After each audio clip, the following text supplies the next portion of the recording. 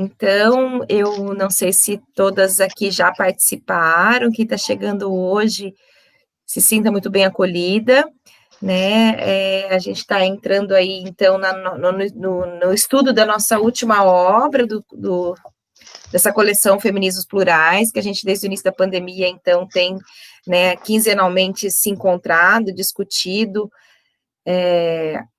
aspectos importantes, né, dessas obras.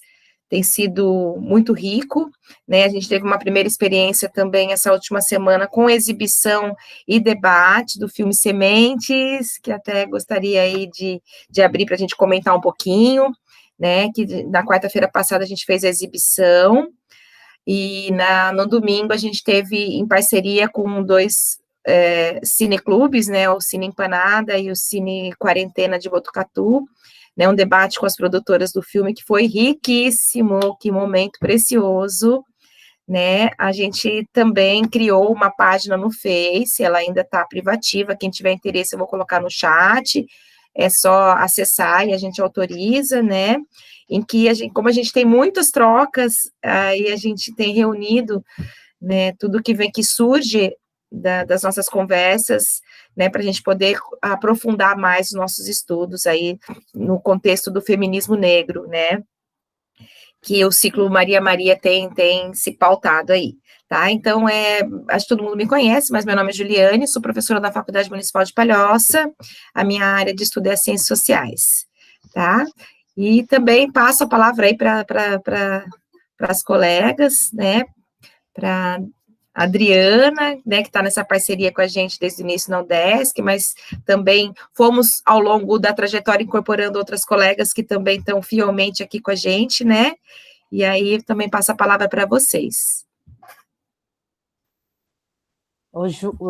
Juliane, bom dia, já que fui citada, vou pegar a palavra, agradecer aí a presença de todas, agradecer a Juliane e a Miriam, da Faculdade Municipal de Palhoça, aí pela parceria, Maria Laura da UDESC, que é parceira, Rosali, da Federal do Espírito Santo, e as estudantes presentes. É uma alegria a gente chegar nesse momento, né, porque é o terceiro título da coleção, a gente começou pensando em estudar interseccionalidade, pegamos o livro... quarto? É o quarto, né, Pegamos a Carla Cotirene, né, como um primeiro movimento e desafio, e resolvemos dar continuidade com essa coleção, pela importância histórica também dessa publicação nesse momento no Brasil. A Juliana falou da exibição de sementes na quarta-feira e o debate no domingo, e de fato foi riquíssimo, duas mulheres pretas maravilhosas, diretora e diretora de fotografia, deram uma aula para a gente, né, Ju? Inclusive, elas fizeram muitas referências, trouxeram muitas referências em relação a como a gente rompeu os nossos cativeiros estéticos, né, em relação à negritude e à contribuição negra no Brasil, no mundo. E o Rogério, que é o curador lá do Cine Quarentena, organizou o material, assim, ele registrou todas as indicações dela, Ju, e a gente pode também compartilhar na página do Facebook do Maria Maria, para também enriquecer o repertório do grupo aqui, tá? E só mais uma coisa que eu queria dizer também, que ontem, não sei quem teve a oportunidade de ver, a Djamila Ribeiro no Roda Viva, foi bem instigante, e eu fiquei muito, muito feliz, assim, de perceber a nossa sincronia e o nosso movimento aqui, e o quanto isso tem uma ressonância, né? A gente está muito conectado. Inclusive a Joyce Bert, que estava como uma das entrevistadoras, né? Eu vendo ela fazendo as perguntas e pensando, nossa, amanhã a gente vai discutir um livro dela, né? O que é uma mulher preta no Roda Viva, falando que a mãe era empregada doméstica, que a avó era doméstica, que foi muito legal, vale a pena depois vocês acessarem e assistirem esse Roda Viva histórico aí com a Djamila Ribeiro. É isso, Miriam, é com você. Bom dia, pessoal. Tudo bem? Tudo certo? Eu não vi Roda Viva ontem. Ontem eu não vi, mas sinto muito. É muito tarde, né? É muito tarde. Assim, ó. E ontem eu estava muito cansada, fui dormir cedo. Mas, assim, acho que perdi um grande evento. É isso mesmo, Mirella, vou assistir a gravação. Então, gente, bom, eu acho que, como as meninas falaram, né, tudo que a gente tem visto, todo esse movimento que nós temos feito parte e, de certa maneira, encabeçado desde o início do ciclo Maria Maria, eu acho que faz parte desse movimento que também é pensado aqui nessa obra da Joyce, né? Essa coisa da crítica e esse conceito de empoderamento que ela está colocando aqui. No domingo, o debate, como a Juliane e a Adriana colocaram, foram de uma riqueza assim, de ficar de boca aberta, de pensar o engajamento e a responsabilidade daquelas mulheres que sem um tostão, né, falando assim bem claro, sem dinheiro, sem apoio, sem recurso nenhum, improvisando, conseguiram criar um filme daquela qualidade. E com aquela energia, com aquela força, com aquele impacto que tem. E aquilo ali, para mim, foi uma lição, foi uma grande lição. Cinema de guerrilha mesmo, Adriana. E é como elas se colocam, né? Cinema de guerrilha, movimento de guerrilha. E foi, assim, muito impactante. E ver, assim, o quanto elas estão preparadas para isso. Você não pode ir para uma guerrilha se você não estiver preparado. Então, o quanto que elas se preparam. E como que elas se preparam? Em movimentos como esses que nós estamos fazendo. Lendo, se apropriando de conhecimento, debatendo, construindo, reconstruindo, existindo e resistindo de novo. E, então, tem sido uma lição. E o resultado não poderia ter sido outro, né? Então, foi assim, ó, maravilhoso. Foi um domingo diferente, de muita construção. Foi um feliz encontro. E eu acho que esse trabalho que a gente que está sendo feito aqui, que não é meu, não é da Juliane, não é da Adriana, é do coletivo, ele só vem a reforçar essa necessidade desses movimentos, até porque, como a Joyce se coloca em diversas partes aqui do livro dela, é coletivo. Não existe mudança, não existe empoderamento pensado no singular. Não existe empoderamento pensado no eu, é no coletivo. Porque só vai haver transformação se for no coletivo. Né? Então, eu acho que essa é uma boa abertura para a gente iniciar essa discussão, pensar sobre isso, nos reenergizarmos, né? nesse ano, como a professora aí está mostrando, as suas marcas do trabalho, né? O quanto assim está todo mundo muito cansado, mas são esses pequenos momentos, essa 1h30 que a gente passa aqui, que traz uma outra energia, que nos atualiza e que nos coloca de novo em pé para continuar.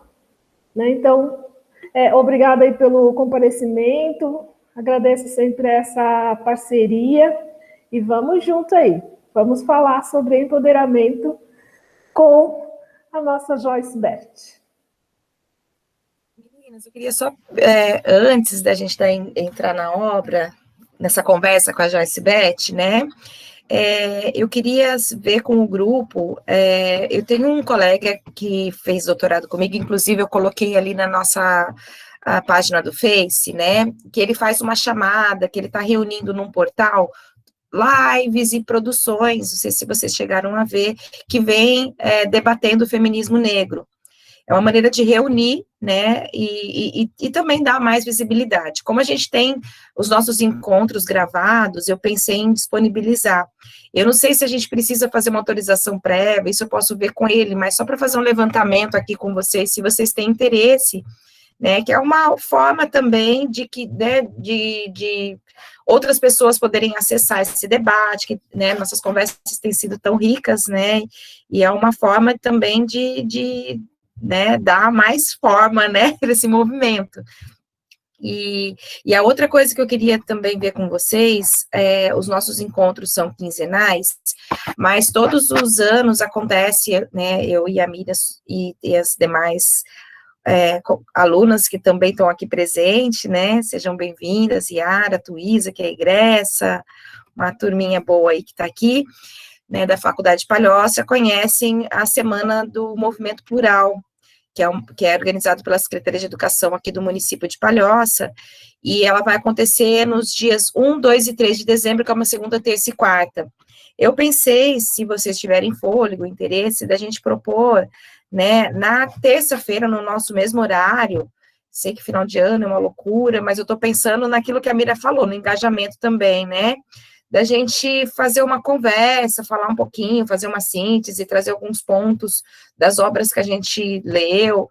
Enfim, eu estou jogando a ideia aqui, a gente pode conversar isso também depois, é só para a gente ir pensando, né, se vocês têm interesse, né, é só a gente se inscrever e aí eles fazem a divulgação para a rede, né, e é uma forma também, né, da gente, além de divulgar, né, eu pretendo, né, o ano que vem continuar aqui com o ciclo, porque para mim tem sido né, um momento muito rico até de formação, né, então,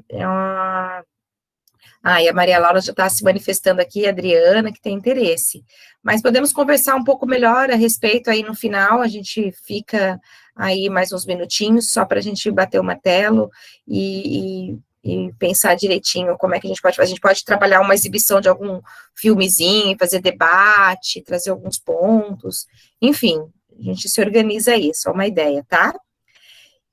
Bom, as demais, sejam então todas e todas todas, né, acho que a maioria são meninas que estão aqui, bem-vindas, né, e acho que podemos dar início, então.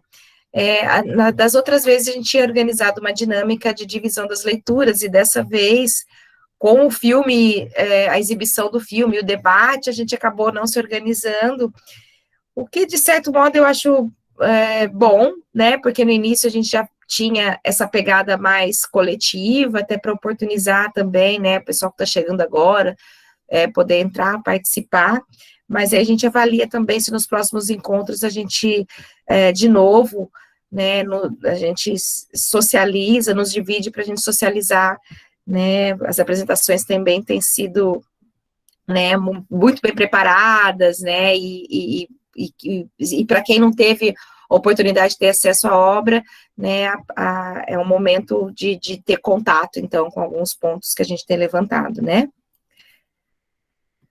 Bora lá, meninas?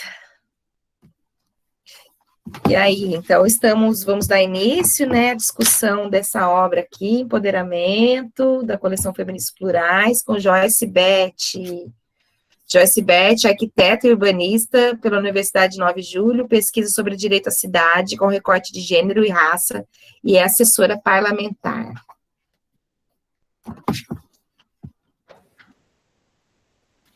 É muito interessante a forma como ela traz essa questão do empoderamento, né? Substituindo a palavra pelo conceito. E ela vai trazer essa ideia que, nossa, eu acho que quando ela faz isso, ela amplia de uma maneira muito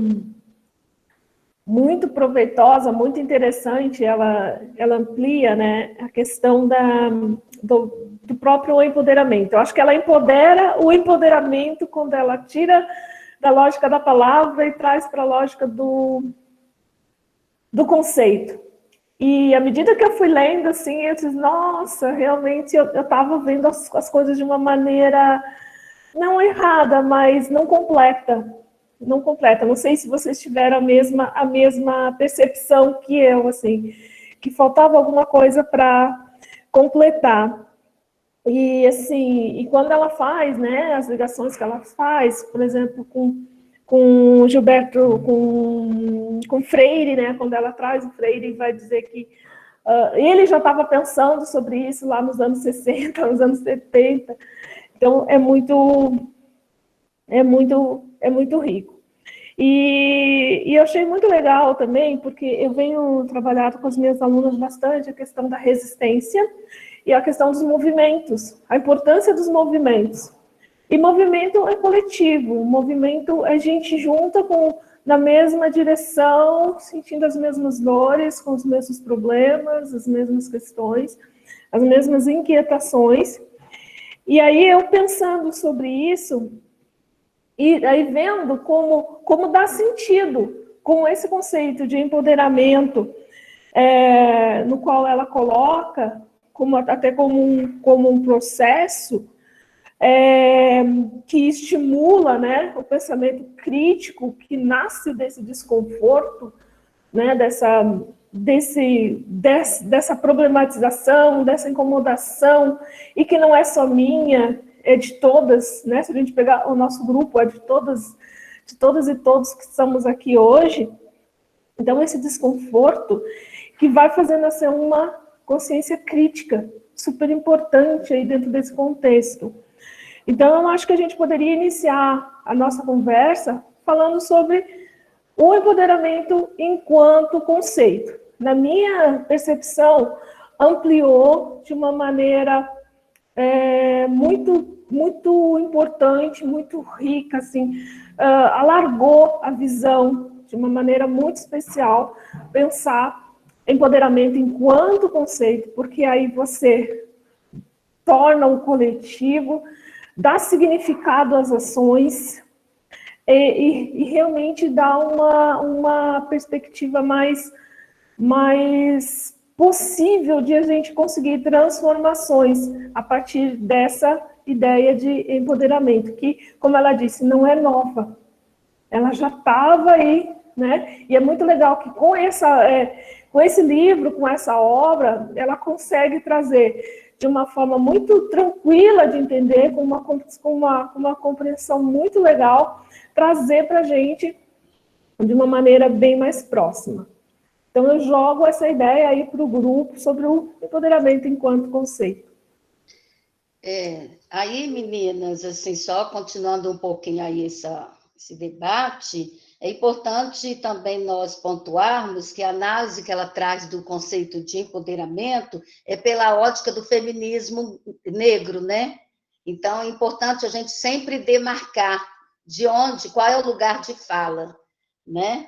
E aí ela começa assim com o conceito mesmo, né? O que nós estamos entendendo pelo conceito de poder, né? Porque isso muda muito, né? Quando ela referencia, né? Qual é o poder que ela referencia no conceito de empoderamento. E aí ela faz essa articulação com os conceitos de poder em Hannah Arendt e Foucault, né? Que eu achei bem apropriado. Porque para Hannah Arendt, né, o poder está entre as pessoas, é no agir no coletivo, não é uma ação individual.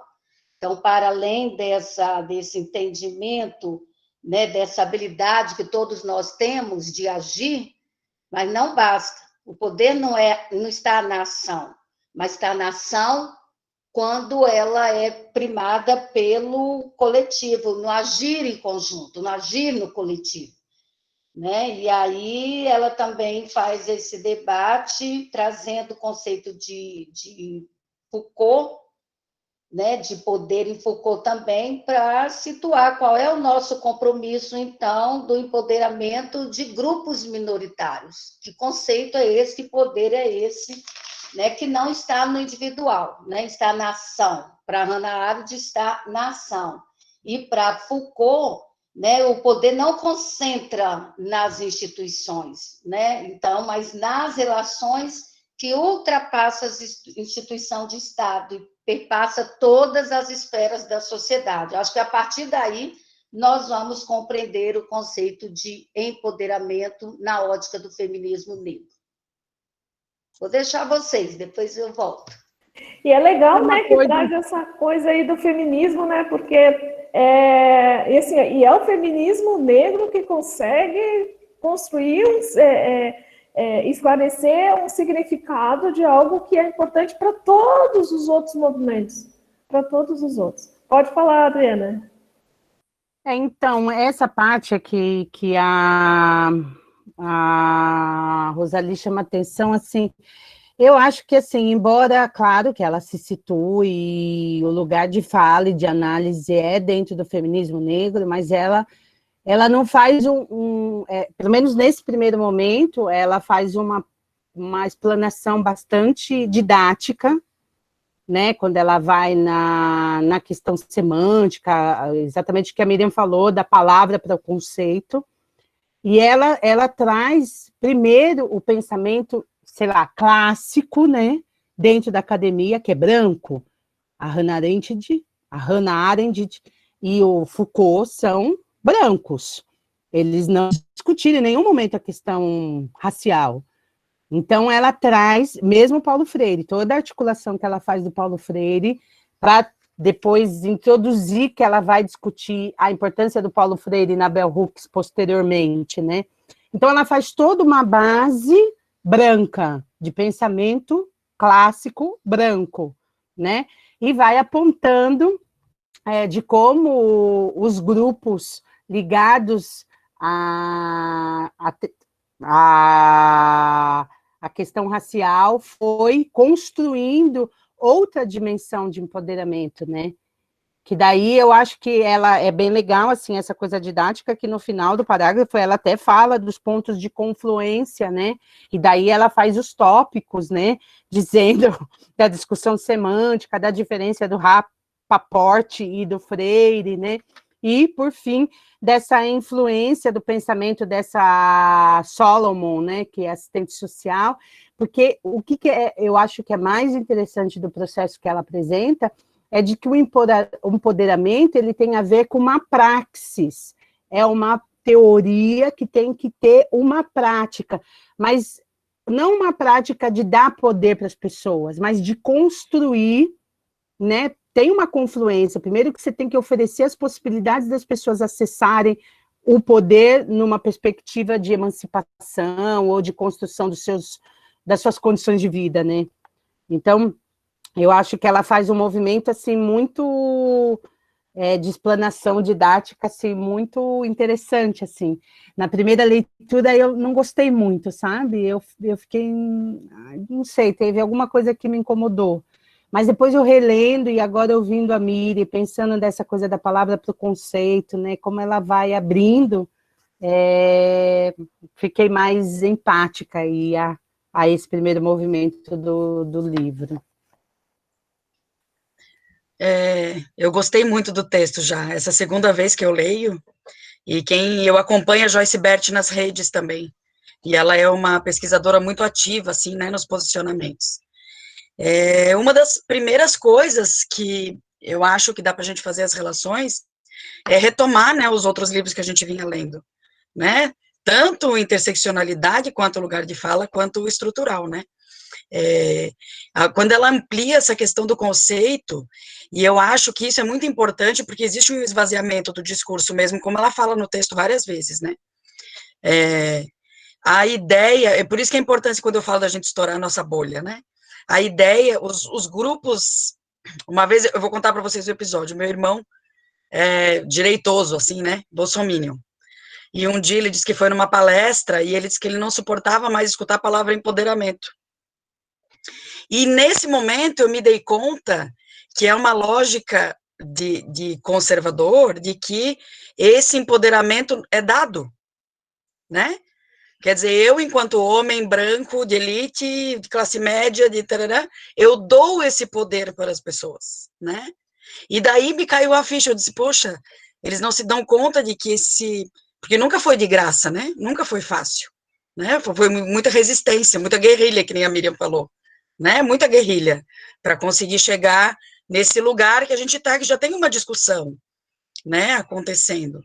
E me toca muito o modo como a Joyce, quem assistiu Roda Viva ontem, eu reli o texto e assisti o Roda Viva depois, então tu encontra essas pessoas nesse lugar, né, a Joyce e a Djamila, nesse momento, porque lá, só dando spoilers, assim, muitos entrevistadores negros. Então, estava a Joyce Berti, estava o Ade Júnior, que também é um cara muito presente, né, nessas discussões na mídia e traz reflexões. E as perguntas que eles faziam para a Djamila dava condições de mostrar o empoderamento da Djamila, né, enquanto pesquisadora, porque ela tem um repertório que é uma loucura, ela vai citando os pesquisadores o tempo todinho, porque tal pessoa disse isso, tal disse isso, e como disse não sei quem, como disse não sei quem. E essa questão de criar condições para que os grupos se empoderem juntos, né? Porque ainda nós precisamos ter condições criadas, eu estou falando isso enquanto mulher, né? E enquanto essas condições, elas precisam ser dadas para que possa. Eu acho que, mais uma vez, a Miriam gosta quando a gente fala disso, né? Mais uma vez, o lugar disso é na educação, é na escola, né? Para dar esse lugar para que o empoderamento seja criado pelos grupos, né?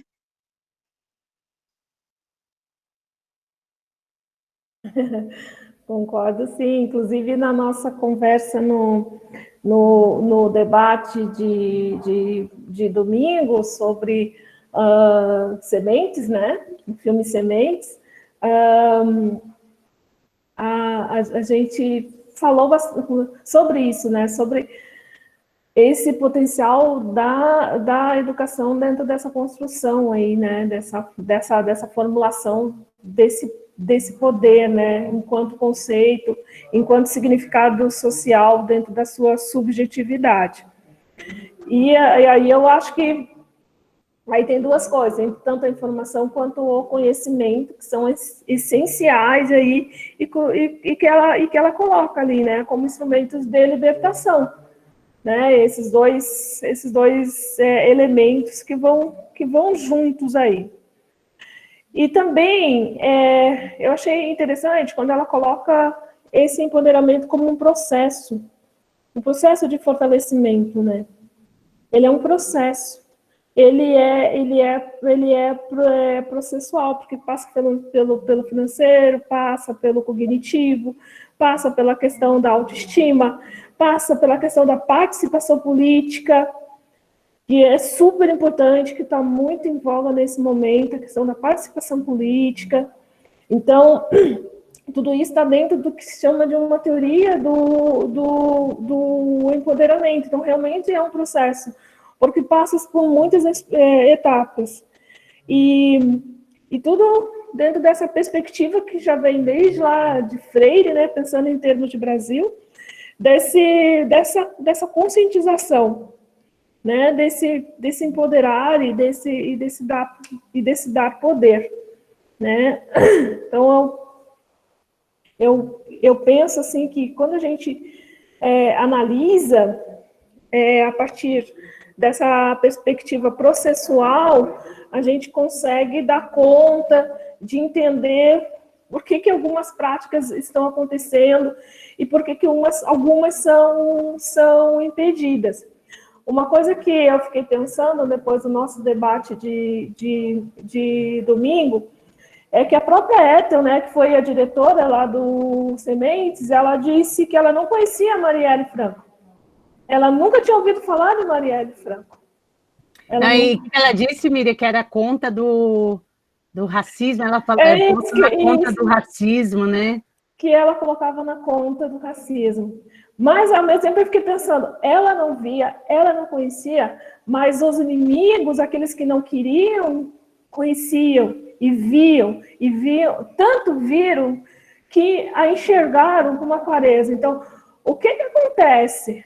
Por que eles conseguem vê-la e a gente não? Né? Por que eles conseguiram vê-la e a gente não? Né? Então, eu fiquei pensando nisso. Então, eles tanto viram que tiveram que eliminá-la para calar a voz dela, para parar com as suas ações. Então, porque ela já estava dentro de um processo de empoderamento, ela estava ali na luta desse processo de empoderamento coletivo, que ela estava conseguindo alcançar cada vez mais espaço e mais pessoas, né? E empoderando de uma forma... Aí que vem aquelas aquelas etapas, que eu acho que a Marielle estava andando muito fortemente nesse processo, que é o financeiro, que é o cognitivo, que é a autoestima, que é a participação política. No próprio filme Sementes, uma das últimas, que foi também, nossa, eu acho que foi um grande momento do ciclo Maria Maria, que foi quando a gente fez essa exposição aí do filme, quando aquelas mulheres coloridas,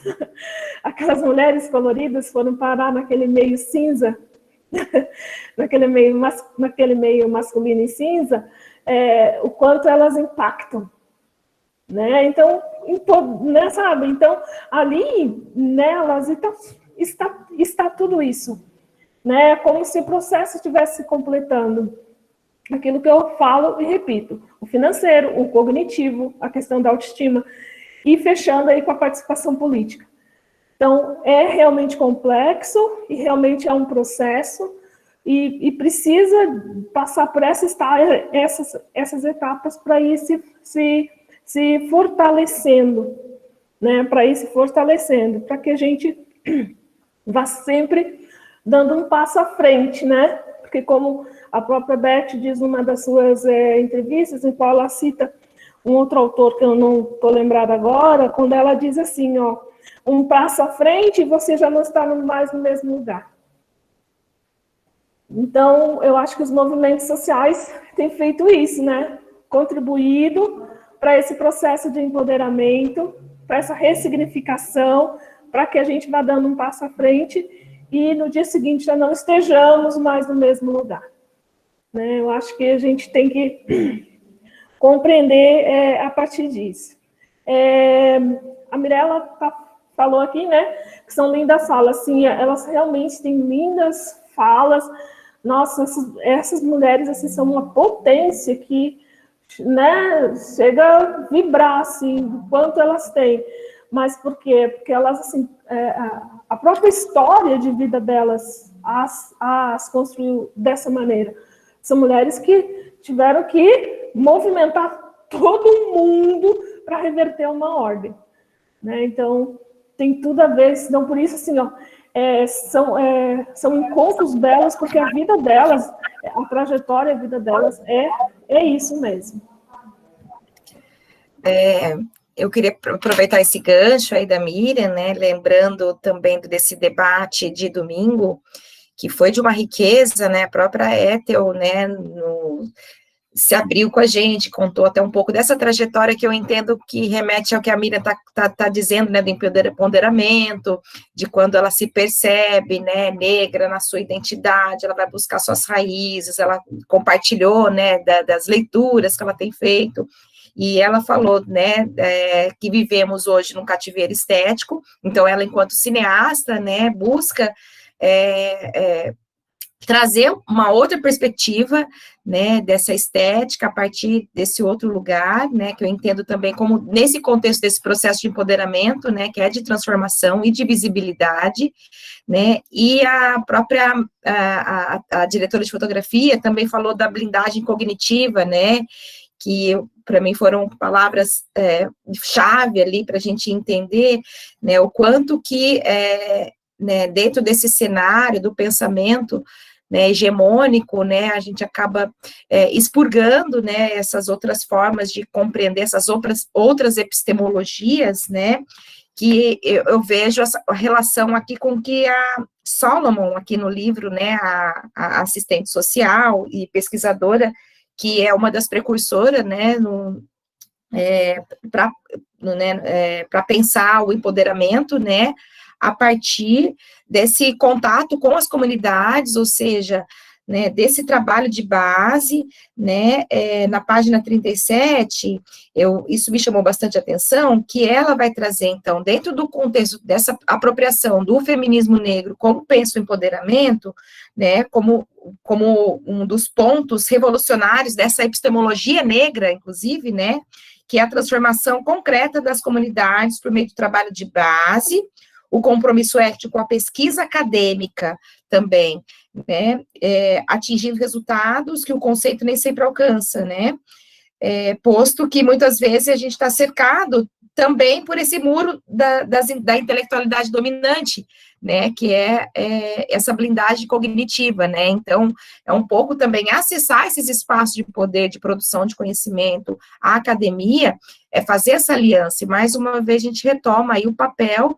né, que tem a educação, enquanto, né, acho que ela foi muito feliz de trazer o Paulo Freire, apesar de tecer essa crítica que as próprias feministas já faziam com relação a o próprio Paulo Freire, né, no decorrer, né, das obras, ele acaba incorporando, inclusive, quando ele usa o genérico masculino e feminino, ele mesmo, né, nas suas obras, né, ao longo do tempo, ele também nos relata que as feministas também apontaram para ele, né, alguns pontos que ele não via, muito preocupado também com a questão de classe, né, e o quanto que esses outros atravessamentos, as interseccionalidades, que a gente já estudou aqui, de raça, né, gênero, né, classe social, religião, que todas elas, como elas também definem, né, essas identidades, e que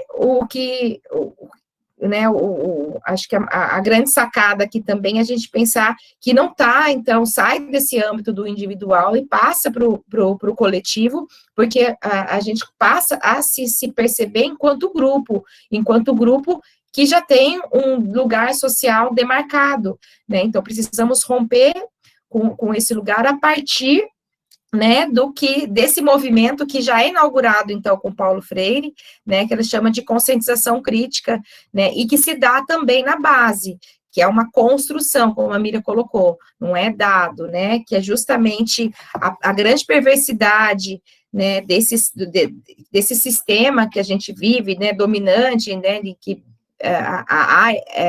né, que define essas hierarquias dos diferentes grupos, é justamente esse lugar do opressor que se passa como generoso, né, que é aquele que mascara essas relações de poder, né, porque está muito calcada naquilo que a gente vem criticando, e eu vejo a gente, né, na nossa com o Paulo Freire, nosso patrono aí da educação, né, a gente se reconhece muito nessa fala, que a gente vem galgado muito nessa perspectiva de compreender esses contextos e de pensar junto, né, nesse lugar de praxe, né, nós, enquanto sempre conhecendo, né, essas realidades, né, sempre nessa postura de pesquisa e de construção coletiva mais do que tudo, né.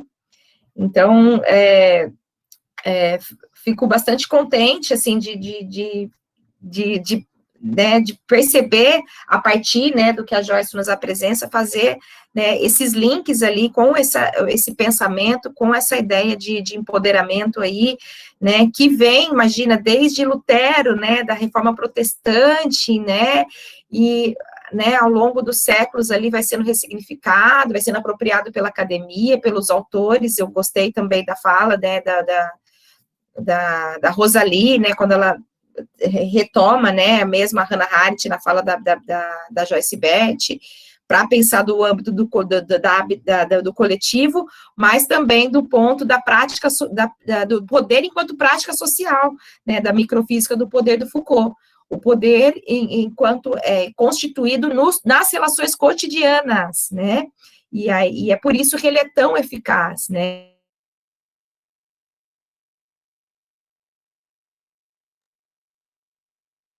nos alimentando aí de esperança e de vontade de realmente apostar nas bases, né, e pensar que essa caminhada aí é uma caminhada coletiva, é uma caminhada junto, e que estamos no caminho, porque a gente tem feito, né, o objetivo aqui é justamente poder fazer essas trocas, e até, assim, a gente sabe que tem bastante alunos aqui, né, e a gente sempre convida para que vocês possam falar, que vocês participem. A gente gosta muito de ouvir os grandes ápices das nossas falas, sempre vem junto com a fala das alunas, de pessoas que estão chegando agora, né, que nós que já vemos de uma trajetória, talvez, não sei se vocês ficam um pouco acanhada, mas a ideia é justamente a gente poder fazer esse diálogo, a gente poder fazer essa troca, a gente poder falar um pouco das nossas trajetórias, né, para que a gente crie o que ela chama dessa empatia também, né, que é essa disponibilidade de conhecer esse outro, né, essa disponibilidade de ouvir, né, é muito mais do que a gente, né, ficar propagando aí, né, ideias, mas também no sentido de ouvir. Então, se sintam bastante convidadas e convidados aí a participar via chat, né, ou chamar, né, aqui ligar o microfone e falar, né, trocar com a gente, porque o objetivo desse encontro é justamente esse, a gente poder fazer essa conversa.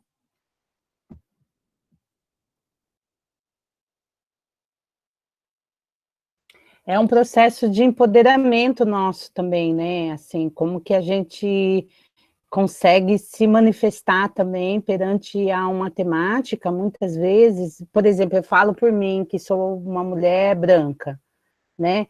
E durante muito tempo tem muito essa perspectiva de que você, qual que é o seu lugar de fala, ou o que você pode falar, ou o que você pesquisa, né? Tem muitos cerceamentos discursivos também, e a forma como essa perspectiva dos feminismos plurais, de fazer essa interlocução entre todos, né, de que o problema do racismo é estrutural, é muito importante também a gente romper as hierarquias e as assimetrias, né. Eu queria só problematizar uma coisa que rolou no debate, e daí queria ouvir vocês, assim, nem todo mundo estava no debate, uma pena que não foi gravado, né, porque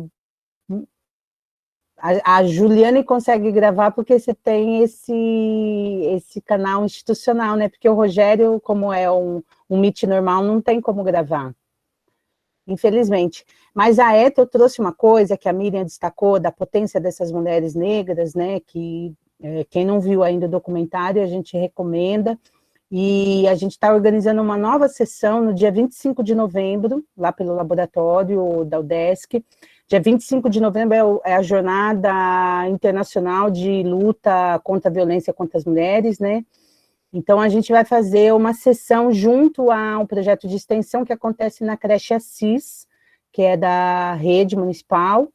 Então, depois eu passo o convite, se alguém quiser participar, a gente vai abrir para convidados especiais, mas vai ser uma atividade dentro dessa dimensão de pensar a jornada de não violência a partir de uma experiência do luto à luta, né? E a Ethel e a Marina, que é essa diretora de fotografia, elas trouxeram elementos bem fortes para a gente pensar o empoderamento do ponto de vista concreto, né, das mulheres negras. E tem uma coisa que a Ethel falou sobre, a Juliana falou que ela compartilhou as leituras, como ela estava sobrevivendo na pandemia, né, e aí ela citou uma autora, que é a Octavia Butler, que é uma autora negra que trabalha com ficção científica, e ela falou de um livro da Octavia, que é o Kindred. E ela falou de todo esse processo de que ela foi sonhada, de que essas mulheres negras poderosíssimas, elas também acionam esse processo de empoderamento a partir dessa conexão com as mulheres que vieram antes, com a ancestralidade, né? E aí, a partir disso, elas vão também se fortalecendo nessa dimensão de quem veio antes de nós, né? Então, eu achei bonito isso, e dentro desses processos que a Miriam falou, né, de que entendeu o empoderamento como um processo que é cognitivo, que é de autoestima, que é financeiro. A Djamila falou muito disso ontem, porque ela é muito acusada, né, de ser uma feminista liberal, porque ela fica fazendo propaganda, e porque ela tem uma relação com as mídias, né, sobretudo com as mídias ligadas à grande indústria também do feminino, né, tipo a revista Vogue, né, os últimos ensaios que ela fez, né, tem todo um conflito, né, em relação ao feminismo liberal também, e a gente importar um modelo americano também, né, até agora com a Kamala, Está circulando um vídeo, não sei se vocês viram, um com a Angela Davis, que foi a Joyce Bert que traduziu, que faz, ela faz uma análise bem rapidinho do que significa a Kamala Harris, né, a vice-presidente, que é uma vitória, mas ao mesmo tempo tem limites, né? Então, eu acho que é importante também pensar nesse processo aí de fortalecimento complexo aí das etapas do financeiro, cognitivo, autoestima e essa participação política, né? E do financeiro, a Djamila foi muito, eu acho que ela foi muito provocadora, assim, porque diz que quando é uma mulher branca, quando é as blogueiras brancas que estão bombando, ninguém questiona se elas estão ganhando dinheiro. E daí, quando é as blogueiras negras, tem esse questionamento, né, de como ainda tem mesmo um ser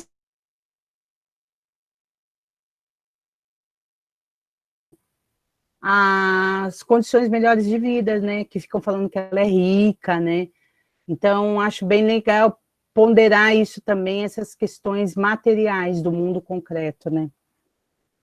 É isso que eu queria falar e perguntar para vocês, Miriam, Juliana, ou mesmo as outras colegas que estão aqui, como vocês pensam essa questão do fortalecimento a partir dessa dimensão da ancestralidade?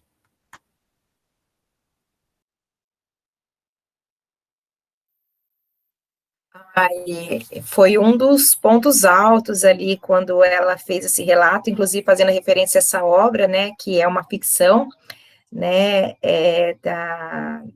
da Butler, né, e que é uma literatura ficcional em que a protagonista, ela viaja no tempo, e para ela viajar no tempo, então ela vai no tempo da escravidão, ela começa a adotar algumas estratégias de sobrevivência, e do nada ela chega, né, e ela carrega uma escova de dente e um canivete, né, e eu achei muito rica essa fala dela, né, porque ela disse que aquilo teve um simbolismo muito grande, muito forte para ela, porque ela também, pensando nesse contexto de pandemia, ela lembrava o quanto que as suas ancestrais também já estiveram numa pandemia, que isso não é uma novidade, o quanto para ela estar aqui hoje, quanto que também, né, quanto os seus antepassados estiveram confinados, né, e com seus corpos controlados, né, confinados, né, limitados, né, e que ela pensava, então, a escova de dente como a importância desse autocuidado, preciso me preservar, então, me cuidar, né, ela falava muito de praticar yoga,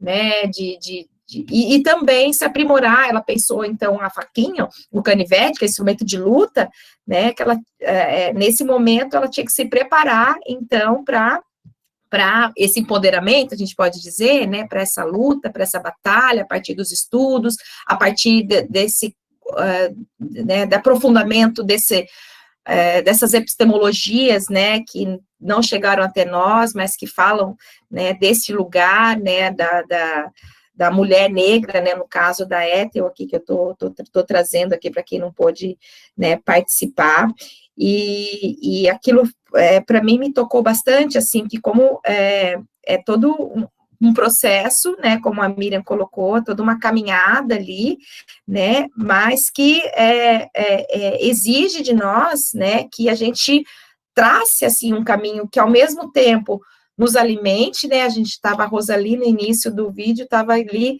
né, nos relatando quanto que ela já tem, né, marcas no corpo, assim, dessa sobrecarga de trabalho, esse trabalho insano, né, o quanto que a gente acabou sendo engolido, né, mas o quanto que a gente também precisa se dedicar, assim, para a gente também, né, e o próprio feminismo tem chamado muita atenção, porque uma das estratégias, né, mais eficazes, assim, da maneira como né, o machismo e o patriarcado se manifesta, é a partir, né, do controle dos nossos corpos femininos, né, inclusive enquanto reprodução da espécie, cuidado e reprodução da espécie, né, e a maneira como nós somos dominadas, né, exploradas a partir dos nossos corpos, né, e o quanto que é revolucionário também e transformador a gente trazer essa dimensão ali, desse autocuidado, né, e também da nossa realização, do nosso prazer, da nossa sexualidade, né. Então, fazendo essa ponte aí com o que a Adriana trouxe, né, e eu tenho também adotado muito nessa perspectiva, desde que eu tive contato com os estudos feministas. Para mim, um dos pontos altos realmente é poder, né, entrar, fazer esse mergulho, né, de autoconhecimento, né, e também, né, Miriam, de autoestima, né, de me reconhecer e me ver, e isso é muito transformador. Talvez, né, desse processo mesmo de empoderamento, talvez seja um primeiro passo importante, né. A gente, né, eu falo do contexto do feminismo negro, é se orgulhar dos cachos e do cabelo afro, recuperar também essa identidade, né, que vem sendo trazida ali ao longo da história, que foi sendo perdida, mas reafirmar, ressignificar, recuperar, né, essas autoras, né, e a Ethel fala muito isso do me sonhar. Se eu estou aqui hoje, né, eu estou digna de estar nesse lugar, eu sou uma sobrevivente hoje aqui, porque meus antepassados tornaram isso possível, porque eles me sonharam, né, e aquilo foi muito forte. E o próprio Sementes, né, tem essa pegada aí, né, de pensar um outro futuro, de pensar, né, essas mulheres negras ocupando esses espaços coloridas e mães, e trazendo pautas, né, nunca antes colocadas nesses espaços de poder, né. Então, todo esse processo, essa caminhada, e que tem, assim, uma ternura, né, que tem uma beleza e uma potência, justamente porque evoca a vida, né, evoca um outro mundo possível, né, e estamos aí, nessa semana, teremos eleições, né, e aí até a gente fez essa chamada aí, que a gente possa difundir também mais o vídeo, que a gente possa mostrar, né, mais sobre a trajetória dessas mulheres, que vem de muita, que são muito raçuda, né, que elas têm uma força, né, uma matripotência, né, Dri, que vem né, desse lugar da mulher negra na periferia, né, no cuidado das crianças pequenas, no cuidado da comunidade, na preocupação com o outro, nesse espírito de solidariedade, nessa ideia de coletivo também, que a gente precisa tanto se nutrir, né, que é, né, o contraponto dessa sociedade patriarcal, que é individualista, competitiva, né, que destrói o meio ambiente, né, que explora, que confina, né. Então, é uma chave muito interessante aí. E é muito interessante, né, Juliane, porque, se vocês estão lembrados lá na entrevista, né, porque para quem assistiu Sementes, né, sabe que ele se trata do acompanhamento de campanhas políticas de diversas, de algumas mulheres, né, no Rio de Janeiro. E aquelas que foram vitoriosas, né, bem assim, ó, mesmo, assim, o que me deixou muito tocada, assim, é porque, assim, dizendo de um modo claro, assim, são mulheres que têm família, que têm uma vida, que têm dificuldades financeiras, que têm tudo, mas estão ali fazendo o que podem, né, o possível. E aí você percebe, até estava Agora, eu esqueci o nome lá da diretora de fotografia, que falou no domingo, Adri? Marina Alves. Isso, a Marina Alves. A Marina falou... Maravilhosa. Vou botar o Instagram dela aqui. É mesmo. Que uma daquelas moças, que inclusive foi eleita, né, deputada, houve um momento que, claro, não foi filmado, ele não apareceu no vídeo, mas ela desabou, assim, né? Porque, gente, ser é cansativo. É cansativo, é estressante. Então, quando a gente mostra as nossas marcas, a nossa canseira, é também ser como elas, sabe? Porque do nosso jeito, a gente também está fazendo a diferença. Todos nós que estamos aqui hoje, temos 500 coisas para fazer ao mesmo tempo. Nós estamos cansados, estamos estressados, estamos com 1000 preocupações aí na cabeça. Mas estamos aqui construindo um espaço de empoderamento também. É o nosso movimento social. Então, como elas, é a canseira, às vezes até o desânimo, a luta que sempre continua, que sempre precisa ser renovada, mas estamos aqui com olheira, sem olheira, cansaço, noite bem dormida, noite mal dormida, marcas no corpo, mas estamos aqui. E eu acho assim, que essa foi uma grande lição, porque apesar de tudo que elas estavam vivendo, de tudo que elas passavam, de todos os compromissos delas, como mães, como tudo, elas estavam ali, estavam batalhando por um coletivo. E aí eu lembro de uma parte da obra da Joyce, quando ela fala que essa liberdade não é individual. A liberdade não é individual. Então não adianta eu buscar a minha liberdade individual. Eu, como mulher negra, não adianta buscar a minha liberdade individual, porque eu nunca terei essa liberdade se o coletivo todo não tiver. Então, o meu esforço é para que todas nós, né, tenhamos. Porque a partir do momento que todos tiverem, eu tenho. E, da mesma forma, se apenas eu tiver, o que é impossível eu conseguir conquistar sozinha, então eu nunca terei. Então, se eu quero ter, eu preciso ajudar a que os outros tenham. E isso é o sentido que está aqui. E eu tenho certeza que esse é o sentido que talvez elas mesmas, sem terem essa percepção, que leva aquelas mulheres a batalhar tanto numa campanha, mesmo diante do perigo, porque todas elas tinham consciência do perigo de vida que elas estavam correndo, mas estavam ali. Ô, Miriam, trazendo aí, né, que a liberdade não é individual, né, ela é coletiva, ela não se dá no campo do isolamento, né, ela está na ação, no agir coletivo, né, no estar juntos.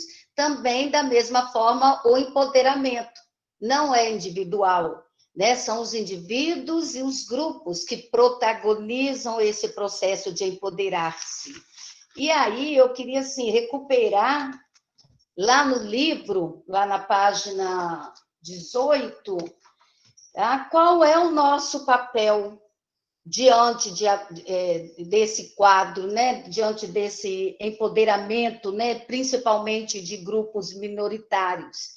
E aí ela coloca, para mim, eu compreendi, né, que o nosso papel, lá na página 18, quando ela começa, quando assumimos, aí na continuidade ela diz assim, seria então estimular em algum nível de autoaceitação de características culturais e estéticas herdadas pela ancestralidade que lhe é inerente para que possa, devidamente, munido de informações e novas percepções críticas sobre si mesmo e sobre o mundo de informações e novas percepções. Cadê? Eu acho que eu me perdi um pouquinho aqui. Vou voltar, hein? Seria estimular, em algum nível, a autoaceitação de características culturais. Qual página? Lá na página 18. Para mim... Eu não estou achando. Quando ela começa lá na página 18, talvez é porque eu não estou com o livro, tá? Ela começa o trecho dizendo, quando assumimos que estamos dando... Página 21. Isso, quando assumimos página 21. que estamos dando poder, em verdade, estamos falando na condução articulada de indivíduos e grupos, né? Como a Miriam coloca, não é uma ação individual, é uma ação coletiva. Mas que, sem ação individual, também eu não estou no coletivo. Eu estou aqui hoje no coletivo porque eu também tenho uma ação individual, um desejo de estar, um compromisso de estar. Então, essa interdependência, essa inter-relação entre o individual e o coletivo, que passa por diversos grupos de autoafirmação, autovalorização, autorreconhecimento e autoconhecimento de si mesmo e de suas mais variadas habilidades humanas, de sua história, e principalmente de um entendimento quanto à sua posição social e política, e, por sua vez, um estado psicológico perceptivo de que se passa ao seu redor. Então, para mim, o nosso papel, então, seria qual?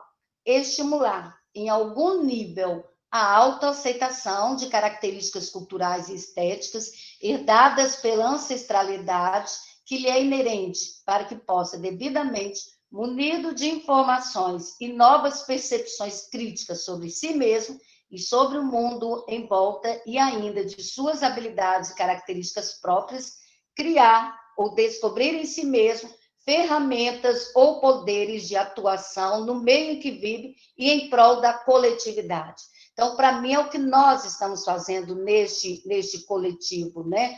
Primeiro, essa compreensão, né? Nos munir de informações, né? A respeito, né? Do que está posto, né? na sociedade para que, coletivamente, nós possamos criar, construir essas ferramentas para a emancipação, né? Em prol dessa emancipação humana da coletividade. Então, ela deixa de ser, a luta não é individual, a luta é pela emancipação, né, da humanidade. Então, acho que aí ela, para mim, ela deixa claro assim, essa síntese, né, do nosso papel. Até porque, Rosali, essa informação, ela vai gerar libertação. E quando você está livre, você tem mais possibilidades de escolhas. O que eu percebo nesse processo todo é que esse processo de empoderamento vai descambar lá no, vamos dizer aqui na minha terra, vai descambar lá na questão das escolhas. Porque se você não tem espaço, se seu espaço não é reconhecido dentro dessa sociedade, as suas escolhas são muito reduzidas. Você não tem muitas escolhas. Então, por exemplo, a questão da violência obstetrícia, que a gente pensando em feminismo negro, né? As mulheres negras sofrem muitas violências quando elas vão ter os seus filhos. E elas, mas elas não têm escolhas, elas não têm muitas escolhas nesse sentido. Então, a partir do momento em que há esse processo de empoderamento, você está contribuindo para que elas possam ter escolhas melhores lá na frente, ou melhor, que elas possam fazer essas escolhas. Então, eu acho que também tudo isso passa por na verdade, eu acho que é um processo de base, que vai dar um chão, vai solidificar um chão, para que você possa, a partir dali, se construir e se reconstruir. Exemplo disso, até a Juliane citou, o Martinho Lutero, que ela também coloca, né, Ju, lá no livro dela, lá, o Martinho Lutero. E por que ela resgata Martinho Lutero? Porque Lutero, o que ele fez? Ele levou às pessoas possibilidade de escolha. Porque ninguém poderia ler a Bíblia, então todo mundo tinha a versão da Igreja Católica, era aquela versão e pronto, então todo mundo tinha que se ajustar àquilo ali. A partir do momento que ele traduz para a língua nacional, né, a partir do momento que traduz para a língua nacional, as pessoas podem ler, tirar suas próprias conclusões e fazerem as suas escolhas. Então, ele é fundante nesse sentido.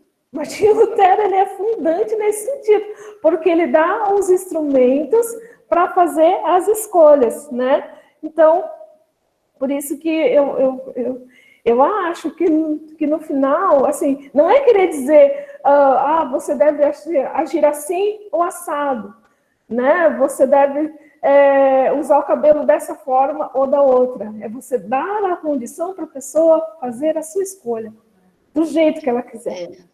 Ô, Miriam, eu não sei se eu estou fazendo assim, uma análise um pouco... não sei. Meninas, vocês não deixam a Mirella falar. A Mirella queria falar uma coisinha. Ela não consegue abrir o microfone e falar. Não, mas eu posso escutar. Eu estou escutando. Daqui a pouco eu falo. Pode falar, professora. Não, voltando aqui ao Martinho Lutero, né? Ele foi super importante nessa de estar traduzindo a Bíblia, né, do latim para o alemão, porque na verdade possibilitou, né, as classes trabalhadoras, né, terem essa compreensão. Mas se eu trago isso aqui para Santa Maria de Jetibá, também foi usado a língua alemã para transformar todos os pomeranos em uma nação, a nação alemã. Então, vejam como é contraditório, né, essa história. Quer dizer, foi um momento histórico importantíssimo, porque se lia a Bíblia, né, no latim e nem todos, né, tinham a compreensão. No entanto, foi utilizado a língua padrão nacional aqui no Brasil para transformar também e subjugar e subalternizar outros povos que não falavam, né, que não tinha sua língua materna, o alemão, mas tantas outras que foram os imigrantes que chegaram aqui e que foram subalternizados, né, inclusive por meio da vinda de pastores, para trazer essa ideia da construção de um povo, de uma nação, de um território. Não estou assim, estou dizendo assim, como que essa ideia magnífica que ela coloca, né, foi sendo transformada também nas mãos de quem tinha o poder autoritário, né, para subjugar outros povos também. Assim como acontece também na nossa língua portuguesa, né, em que outros que não têm acesso e conhecimento e têm sua língua materna, também é subjugada desse conhecimento. Só para falar assim, rapidinho, antes da Mirella falar sobre isso, Rosali, ela também vai falar, a Joyce Beth vai falar que esse empoderamento enquanto conceito, ele é importante porque ele questiona os padrões de poder que existem na sociedade. Então, no caso, esse poder, tanto usado lá por Martinho Lutero, como esse poder utilizado aí entre os pomeranos com a língua alemã, então, assim, são padrões de poder. E eu acho que daí está esse nosso conceito de empoderamento, acho que ele dá conta da gente se apropriar de condições de poder fazer uma crítica a esse poder.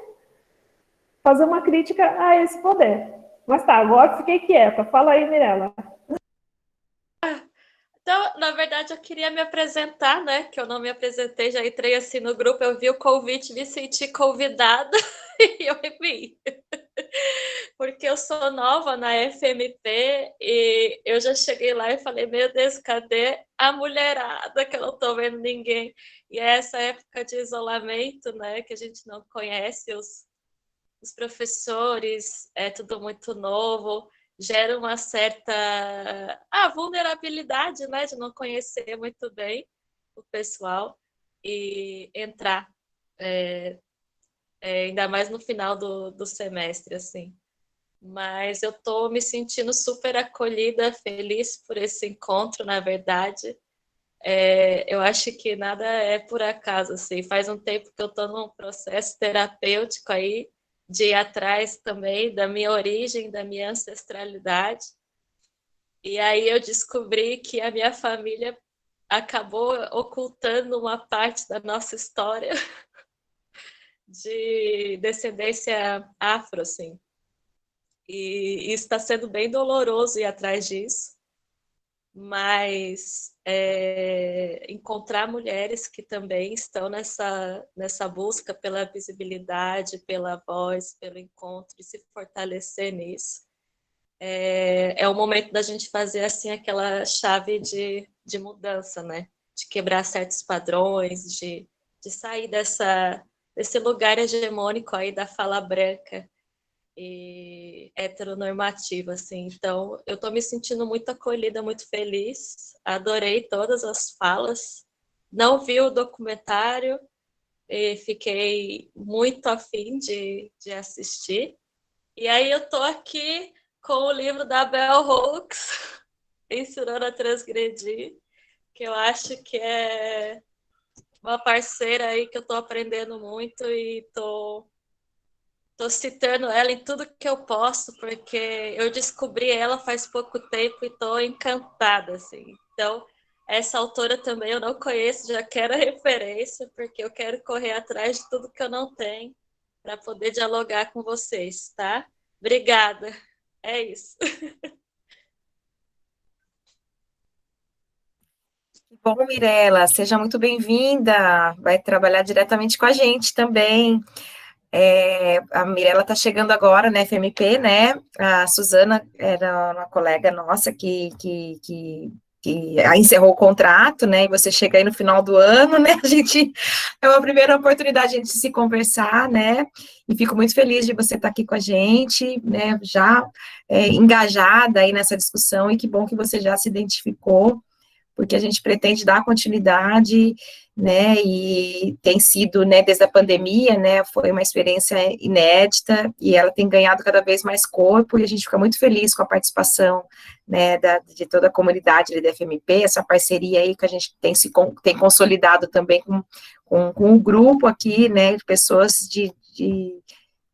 inclusive também de outras partes aí, né, do país, né, como a Rosalis, que permite também, né, a pandemia permite que a gente possa ter esses encontros, né, virtuais, independente de onde a gente esteja, né.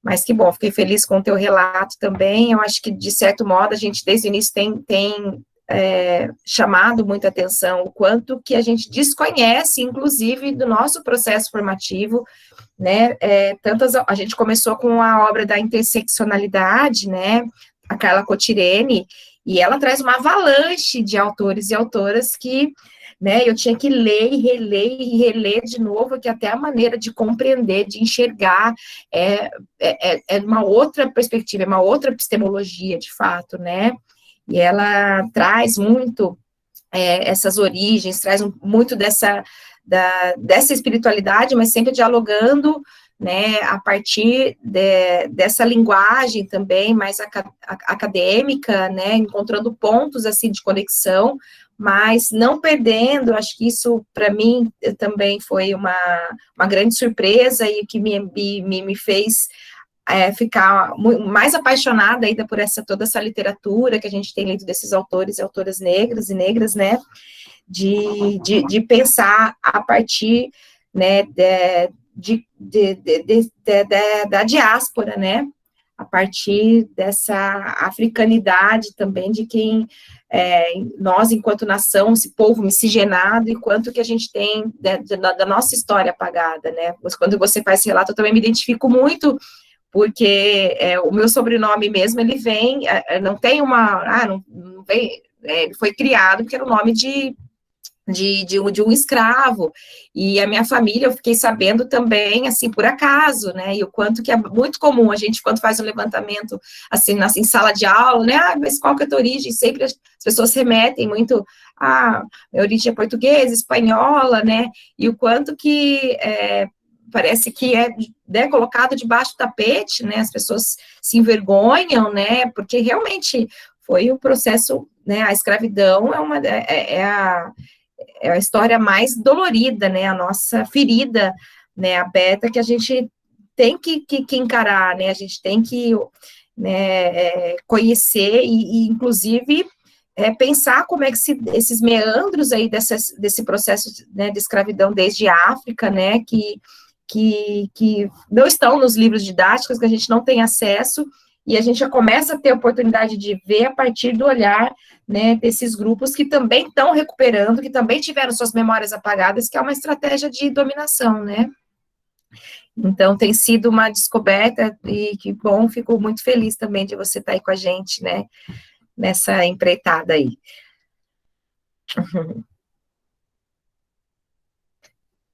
Ô, Ju, sabe que a gente está quase... Claro que essa discussão não se esgota, né? Mas como a gente daqui a pouco dá o nosso horário, talvez a gente podia reservar esse tempinho para falar um pouco sobre esses encaminhamentos que você colocou no final, no início, né? Que eu também queria colocar de que a gente vai encerrar esse livro dia 1º de dezembro, né? E aí eu queria fazer uma proposta da gente fazer mais um encontro com mais uma sessão. E que eu queria muito fazer com vocês, que é assistir um documentário curtinho que chama Casamento Infantil.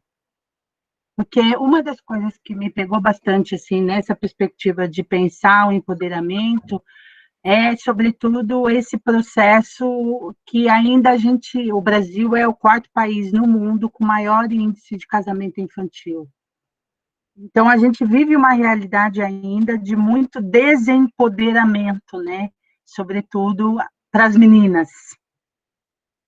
E aí eu queria propor assim que a gente, dentro dessa ideia de pensar a continuidade do ciclo e do grupo de estudos Maria Maria, a gente ter uma alternância também de pensar momentos que a gente discuta filmes, que a gente faça projeções dentro dessas plataformas, né, que são plataformas de mobilização social que disponibilizam conteúdos, né? Isso também é legal, assim, porque é uma forma de distribuição, como a Ju falou, da gente participar desses eventos, né? Ou disponibilizar essas gravações dos nossos encontros nesse portal aí que como é o nome dele, Ju, que está criando? Felipe Fernandes.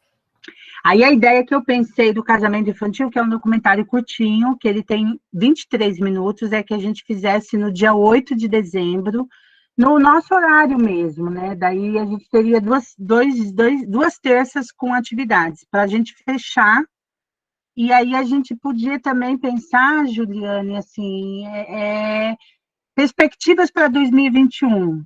Tá, vamos terminar o empoderamento, vamos dar uma pausa em janeiro, né, para a gente respirar, descansar. Em fevereiro a gente retoma. O que a gente vai ler? Qual é a nossa perspectiva, né? Eu acho bacana assim a gente ter esse momento de encerramento e também de avaliação e perspectivas para o próximo ano. No meu caso, assim, especialmente, a ideia do casamento infantil é porque uma das coisas que queria continuar estudando era o feminismo negro e, sobretudo, eu queria estudar o amor. E a Bell Hooks é uma grande referência, a Marina Alves falou dela, né, falou do texto dela Vivendo de Amor, né, e o ano que vem é o ano de Vênus. A gente vai viver o ano do amor dentro desse contexto de muita crise econômica, muita precarização material. Então, como é que a gente vai nutrir os nossos afetos? Aí eu acho que o feminismo negro nos ajuda muito, sobretudo a Bell Hooks, Mirella. Eu também conheci ela lá pelas colegas do AIA, na UDESC, recente também, porque essas traduções, elas são recentes. Esse livro dela, Ensinando a Transgredir, estava esgotado há um tempão, e foi reeditado recente.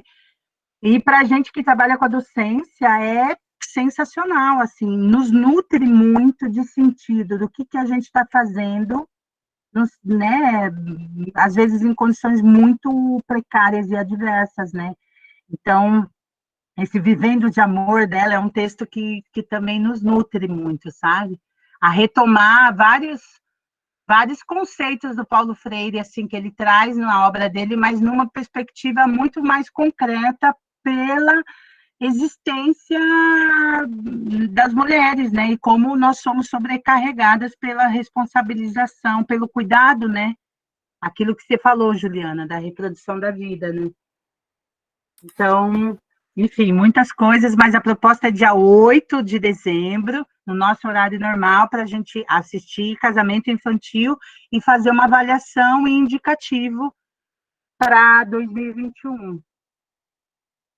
É interessante você tocando nisso, porque eu lembrei de uma fala da Joyce Beth numa entrevista que ela deu, que ela fala mais ou menos sobre isso, né? Porque ela também trabalha a questão de afetividade.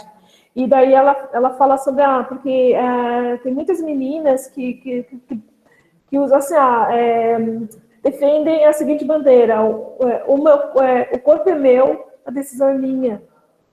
Mas, assim, para que esse corpo seja seu e para que essa decisão seja sua, é preciso haver empoderamento, né? E que passa por muitas coisas até que esse corpo seja seu e essa decisão seja sua.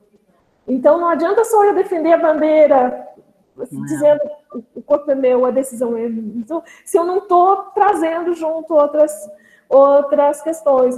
Eu gostei muito da sua ideia, Adriana, até porque ela vai encadeando, né? Vai mostrando, porque como a gente falou aqui, é um processo, então são fortalecimentos, é financeiro, é cognitivo, é autoestima, e autoestima tem a ver com amor, o cognitivo tem a ver com amor, tudo tem a ver com amor.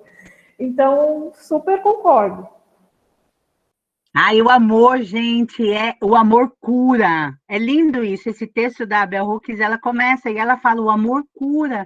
E, gente, como é que a gente recupera o amor dessa seara neoliberal escrota de autoajuda, né?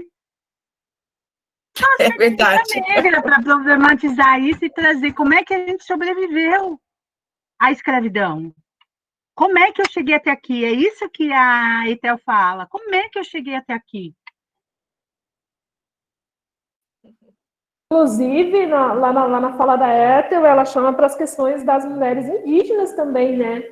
Como que elas chegaram até aqui? Ela faz essa pergunta, como que chegaram até aqui? Da mesma forma que você pergunta agora. Bom, gente, então, obrigada mais uma vez pelas dicas. Eu acho que como a gente está nessa última obra, e a Bell Hooks tem aparecido tanto, inclusive no debate de domingo, a gente também foi falado da Bell Hooks, né, a gente poderia iniciar, de repente, um nosso ciclo, ano que vem, aí um palpite, né, com a Bell Hooks, mas, por enquanto, acho que estamos borbulhando aí também de vontade, final de ano sobrecarregadas, mas o que é gostoso é isso, que a gente está com vontade de continuar estando junto e discutindo, né, nosso alimento, né, mas eu estou vendo aqui, eu achei que era dia 8 o nosso último encontro, mas vai ser dia 1º de dezembro, né, para a gente terminar essa obra aí da Joyce Beth, né. A Semana do Movimento Plural, ela vai acontecer nessa semana logo na primeira semana de dezembro, né, Miriam, você lembra exatamente? Então, o que a gente poderia fazer, de repente, que vai ser o último encontro, a gente fazer um fechamento com os pontos principais, mas o encerramento convidando também os professores, né? Ou a gente faz a troca, muda para a semana seguinte, que é o dia 8 de dezembro, para a gente terminar a obra da Joyce Beth, e no dia 1º, que tem a Semana Plural, que é uma maneira também da gente dialogar com a rede daqui de Palhoça, porque aí divulga para as professoras da rede, né, para que elas participem, a gente reforça esse convite, né? Exato, entende?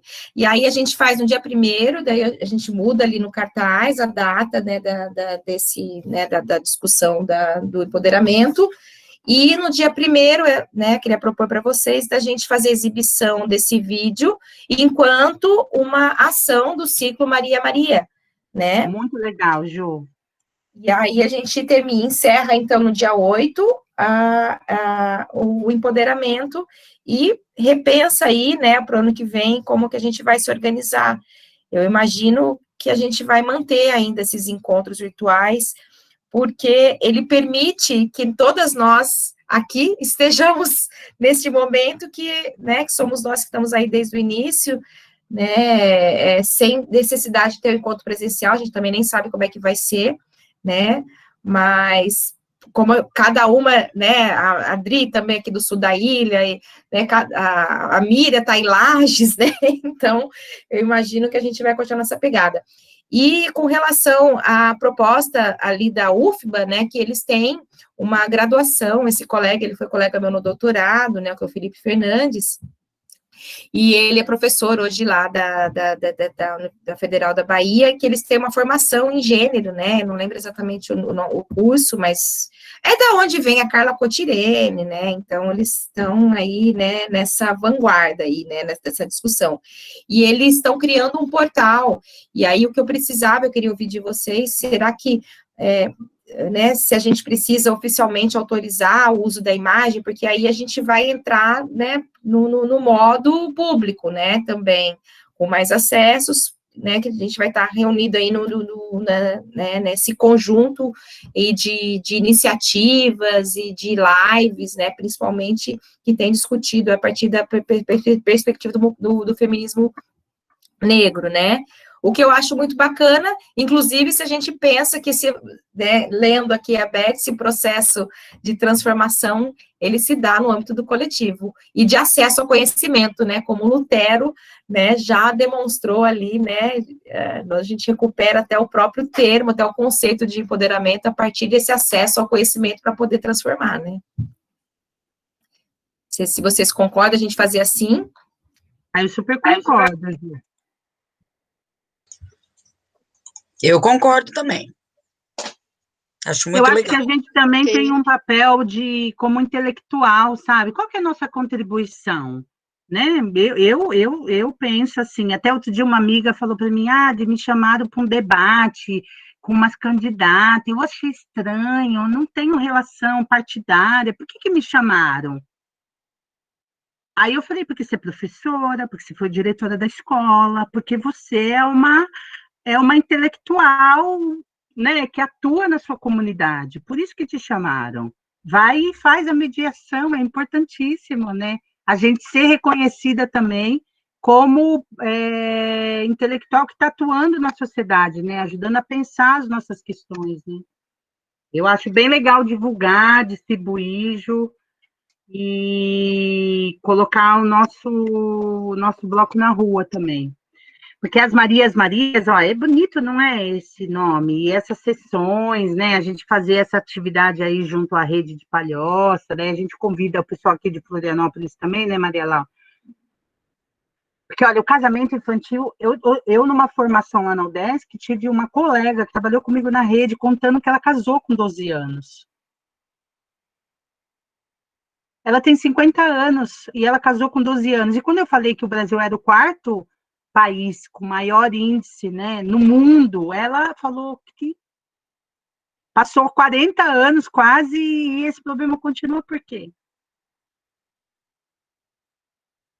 Então tem tudo a ver mesmo, assim, a gente discutir isso na escola na Beatriz de Souza Brito, a diretora me conversou comigo sobre isso, de meninas que estavam deixando a escola porque estavam se casando e começavam a se envolver com as questões domésticas e iam abandonando a escola. Eu falei, como assim?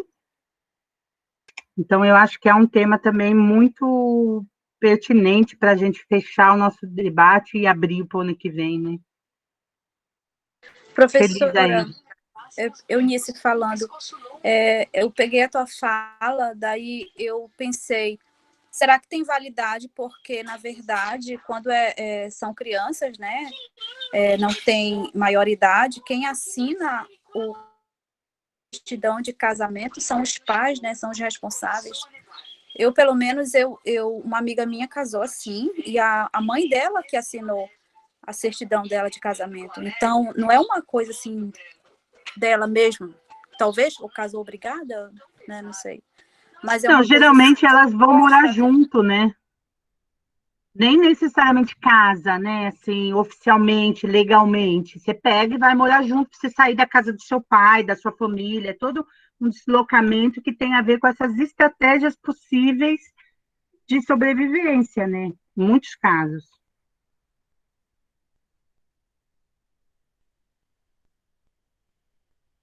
Mas tem, no documentário fala isso, tem uma disputa legal do movimento político de proibição legal, de controle social, de que é proibido menores de 16 anos casarem, mesmo com autorização da família.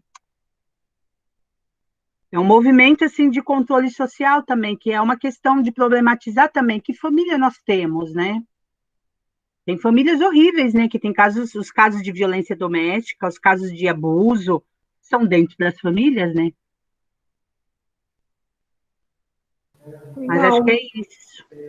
Ô, Ju, vamos só retomar um pouquinho uma questão prática ali que você falou da questão ali da imagem. Como que fica essa questão da imagem? Eu fico pensando assim, porque, meu Deus, nós estamos no universo das lives, né? Como que esse teu colega aí, até vi que você colocou o convite dele aqui no chat agora, como que eles estão resolvendo isso por lá?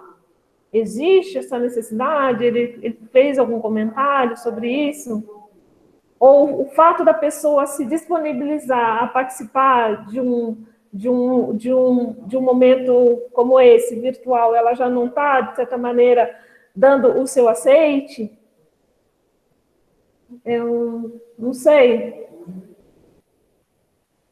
Pois eu vou perguntar para ele direitinho como ele tem lidado com isso, né? Nós por acaso fomos orientados também pela mesa professora, né, e a Carmen Rial é da antropologia audiovisual, e ela sempre teve esse posicionamento político de que de pensar o uso da imagem como algo que faz parte das nossas vidas, do nosso cotidiano, né? Então, eu vou ouvi-lo, assim, como que eles têm pensado, porque, de fato, é uma questão que perpassa não só com a gente aqui, mas, né, com os outros vídeos, até para trazer uma luz para vocês. Então, ver se no nosso próximo encontro, eu já faço esse contato com ele, né, já digo que conversamos com o grupo, mas como é que fica a questão do uso da autorização da imagem, né? Se a gente precisa ter um termo, né, com a gente, assinado, né? Porque, enfim, isso implica também direitos, né, de autorais, de exposição, né? E muitas pessoas que estão participando aqui, que acabam também se colocando, a gente também teve relato aqui, né? Talvez a gente tenha que ponderar isso entre nós também, de histórias pessoais também, né, e talvez, né, possa criar um constrangimento. Uma coisa é estar entre nós aqui discutindo, outra coisa é a gente usar esses vídeos aí, publicizar, né. A Josiane está dizendo aqui, ó, precisaria que ela trabalha com imagem, como este grupo é fechado, precisaria de autorização de todos, caso um dia alguém se sinta incomodado por estar exposto. De repente, a gente pode providenciar isso, então, né, e pelo menos das pessoas que apareceram, porque o chat na gravação ele não aparece, né, só aparece a imagem. A gente vai ter que ter esse cuidado aí, né, ou editar o vídeo. Eu lembro de relatos de alunas também, das suas histórias de vida pessoal, para a gente também não expor, né, que a gente teve relatos muito potentes, inclusive, que acho que vale a pena também a gente perguntar, né. Uma coisa, talvez, Ju, que também seja importante, até para a gente pensar o desdobramento, assim, de continuidade do grupo, né? Porque tudo indica que continuaremos, mesmo se acaba a pandemia e se temos possibilidade de presencial. Por exemplo, a mim ficaria muito inviável ir para Palhoça ou vocês virem para cá, né? Eu acho que a gente também potencializar o que a pandemia nos ofereceu como possibilidade de encontro, né? Então, a Rosalia, a participação de gente de outros estados, né? Então, a ideia era que a gente continuasse mesmo virtual. Agora, a gente podia pensar daqui para os próximos encontros também essa questão, tá? O que a gente quer em 2021 fazer debates que a gente contribui, bote público. Aí a gente já pode pensar isso no início, daí quando você manda os convites, você quem cidade, depois ele ficar público, né? De repente num canal do YouTube, né, também. É um documento histórico de um processo importante, assim, de construção de conhecimento, que a gente pode viabilizar, né? Eu acho também. É uma questão, assim, que a gente pode pensar. Por exemplo, no Cine Quarentena no domingo, eu pensei muito nisso. Ai, como eu queria ter esse material para ver de novo, para divulgar para as pessoas, entendeu? Como uma referência, assim, né, de um encontro muito potente. Mas é isso, a gente pensa aí, daí você vê essas autorizações e a gente, nos próximos encontros, vai amarrando, né? Isso, a Josiane também está sugerindo que ao enviar o convite, coloque que quem participa está ciente, a pessoa concordando que está tudo certo. Já logo de início, né?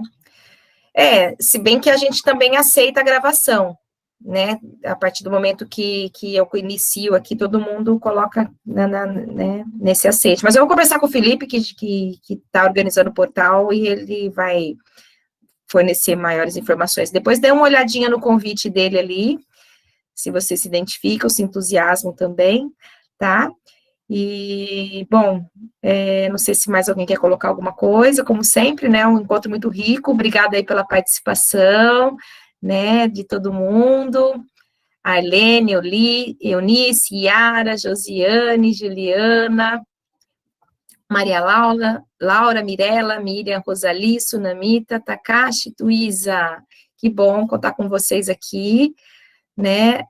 Daqui 2 semanas, então, que vai ser dia 24, Ju. Dia 24. né? E daí, assim, a gente continuidade. manda, ô Ju, daí eu mando o convite também, que a gente vai fazer essa sessão dos sementes na creche, dentro do projeto de extensão de rede de combate à violência contra as mulheres, que eu tenho, junto com os colegas lá da UDESC, no Laborei. A gente vai fazer essa sessão dos sementes no dia 25, que é a Jornada Mundial de Luta contra a Violência contra as Mulheres, tá? Então, a gente manda o convitinho, então vai ser na quarta-feira, um dia depois do nosso encontro. Quem quiser participar, é muito bem-vindo. E é isso. Beijos, até dia 24. Se cuidem, se cuida, Rosalie. Beijos, queridas e querido. Até a próxima.